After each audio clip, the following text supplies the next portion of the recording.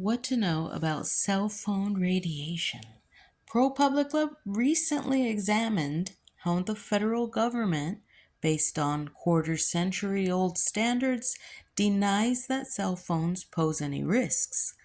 This guide answers some of the most common questions people ask about cell phone radiation.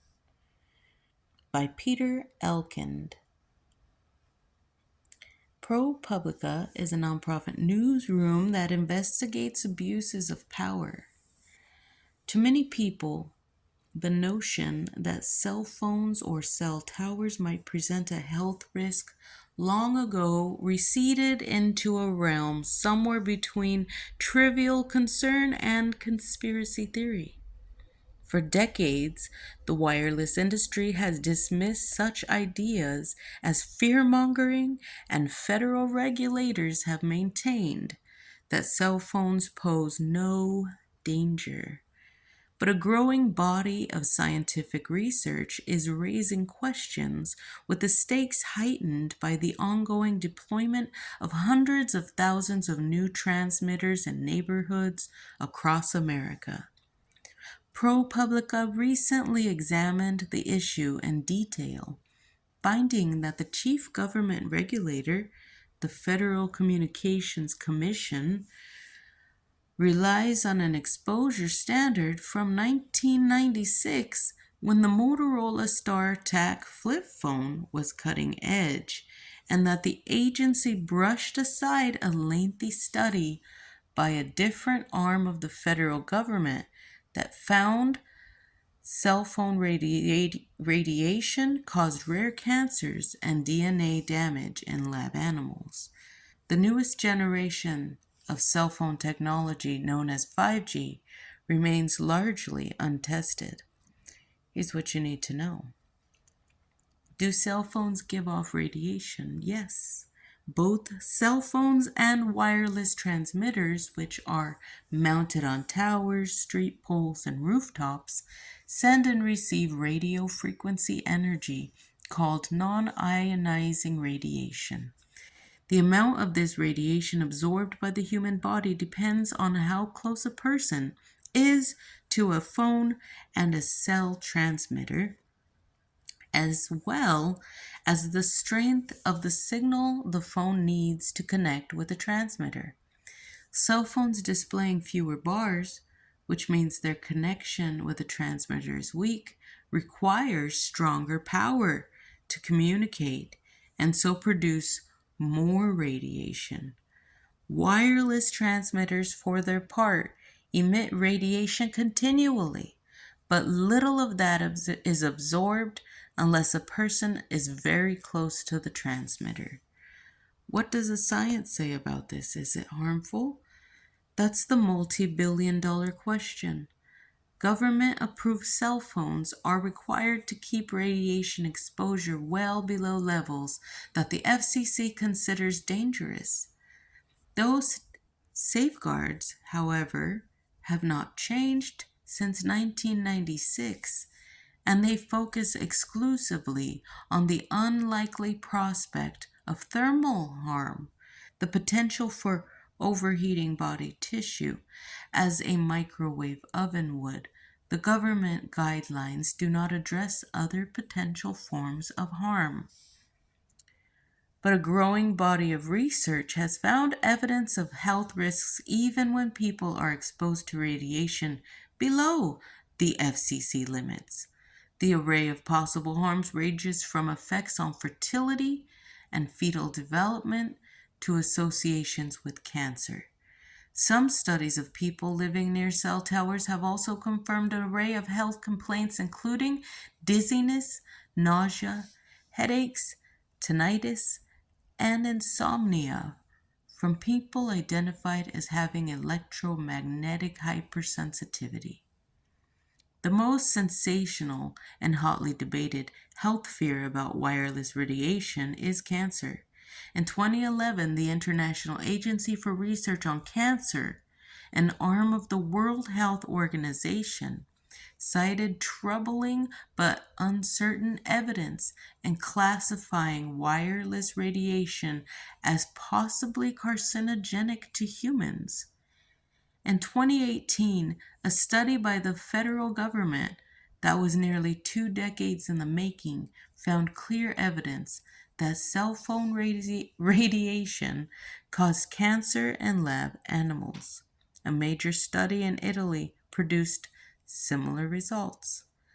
Do cell phones pose any special health risks for kids? Some experts say they do, citing studies suggesting children's thinner, smaller skulls and developing brains leave them more vulnerable to the effects of the cell phone radiation.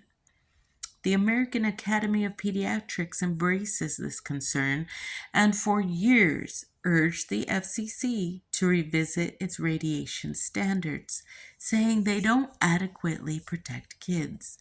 More than 20 foreign governments, as well as the European Environment Agency, urge precautionary steps to limit wireless exposure, especially for children. What about risks in pregnancy? A Yale study found hyperactivity and reduced memory in mice exposed to cell phone radiation in the womb, consistent with human epidemiological research showing a rise in behavioral disorders among children who exposed to cell phones in the womb.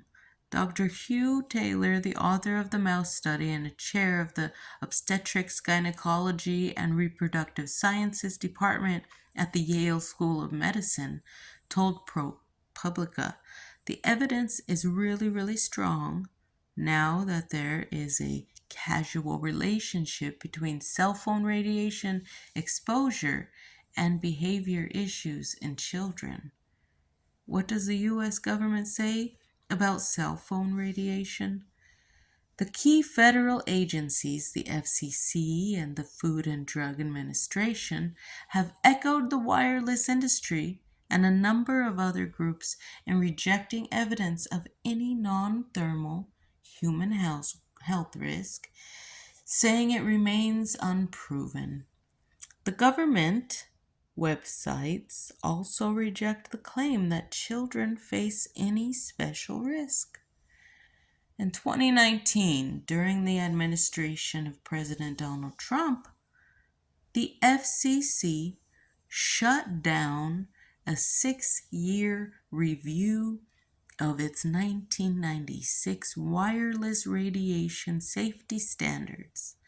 The agency rejected pleas to make the standards more stringent, saying it had seen no evidence its safeguards were outdated or insufficient to protect human safety. In 2021, however, a federal appeals court ordered the FCC to revisit the issue, saying the agency had ignored evidence of an array of non-cancer harms to humans, animals, and the environment, and that its decision to uphold its exposure standard failed to meet even the low threshold of reasoned analysis. The FCC has taken no formal action since then. Why is the issue not resolved? Determining wireless radiation's health effects with certainty is difficult. Researchers cannot ethically subject people to endless hours of cell phone radiation to gauge the results. Scientists have to rely on alternatives such as animal studies or epidemiological research, where challenges include getting subjects to accurately recount their wireless use and pinpointing the specific causes of disease or harm. Many health effects of toxic exposure, especially cancer, take years or decades to appear, and the mechanisms of how wireless radiation could affect the body at the cellular level are poorly understood. Research funding on the issue has also been scarce in the U.S., despite frequent calls for more study. Research and researchers raising health concerns have come under sharp attack from industry, and government regulators have remained skeptical. A key FDA official, for example, dismissed the relevance of the federal study and found clear evidence of cancer in lab animals, saying it wasn't designed to test the safety of cell phone use in humans, even though his agency had commissioned the research for that reason. Linda Birnbaum, who led the federal agency that conducted the cell phone study, said that while proof of harm remains elusive, what is known means that precautions are merited. Do I see a smoking gun? No, per se, she said. She told ProPublica. But do I see smoke? Absolutely. There's enough data now to say that things can happen. Protective policy is needed today. We really don't need more science to know that we should be reducing exposures. If I'm concerned about the risks, are there precautions I can take to protect myself and my family? Because exposure varies dramatically with your proximity to the source of the radiation, experts say a key to minimizing risk is increasing your distance from the phone. This means keeping any cell phone that's turned on away from direct contact with your body. Don't keep it in your bra, in your pocket, or especially if you're pregnant, against your abdomen, they say. And instead of holding the phone against your head when you talk, use a speaker or wired earphones. Wireless headsets such as EarPods also emit some radiation.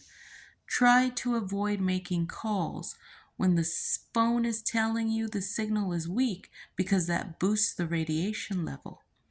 You can also limit exposure by simply reducing how much time you spend talking on your cell phone and texting instead, they say. Using an old-fashioned landline avoids the problem altogether.